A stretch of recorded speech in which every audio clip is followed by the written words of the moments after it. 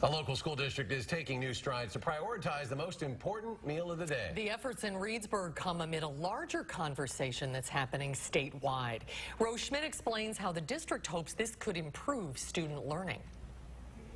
This is where Reedsburg area high school students come get breakfast in the mornings. The only difference is now it's free.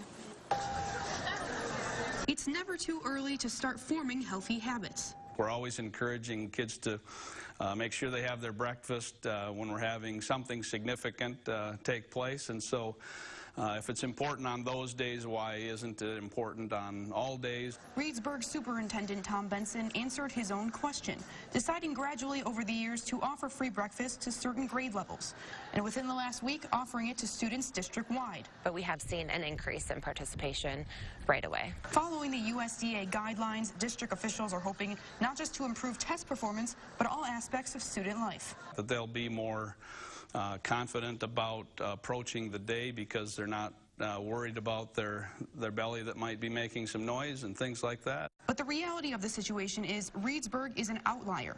A state report ranked Wisconsin 51 out of the 50 states in Washington, D.C. in the number of schools participating in the school breakfast program.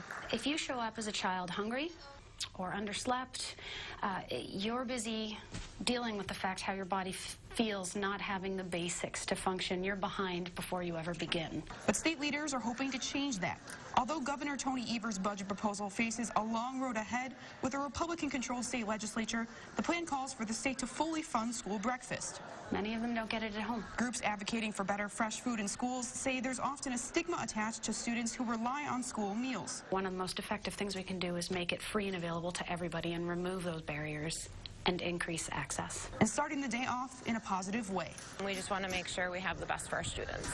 Rose Schmidt, News 3 Now, Reedsburg. The superintendent says he's hoping that if there is any cost to the district for this program, it will be minimal. He says it's too early to know how many students will participate and how much money the district will get reimbursed.